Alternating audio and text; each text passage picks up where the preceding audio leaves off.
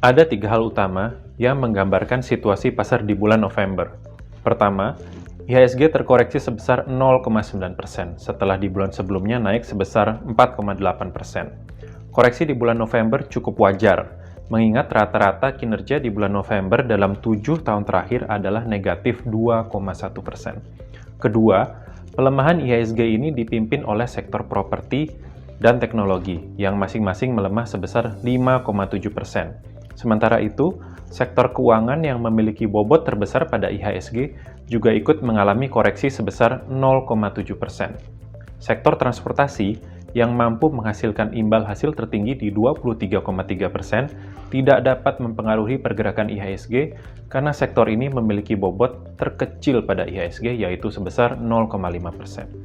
Ketiga, 10-year government bond yield Indonesia meningkat sebesar 41 basis points ke level 6,1% seiringan dengan aksi jual bersih asing sebesar 1,7 miliar US dollar. Ini merupakan aksi jual bersih asing terbesar sepanjang tahun 2021.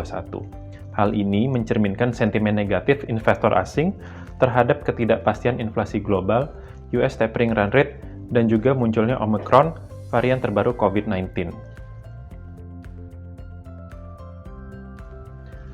Ada dua peristiwa menarik. Pertama, Indonesia mencatatkan all-time high neraca perdagangan positif di bulan Oktober sebesar 5,7 miliar US dollar. Hal ini didorong oleh peningkatan nilai ekspor barang mineral dan tambang seiringan dengan meningkatnya harga komoditas dan permintaan global. Setelah krisis COVID-19, Indonesia terus mencatatkan neraca perdagangan surplus.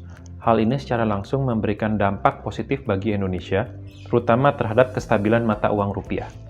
Peristiwa menarik yang kedua adalah terpilihnya kembali Jerome Powell sebagai The Fed Chairman. Secara garis besar, ini merupakan hal yang baik bagi pelaku pasar. Terpilihnya kembali Jerome Powell mengurangi ketidakpastian kebijakan The Fed di masa depan.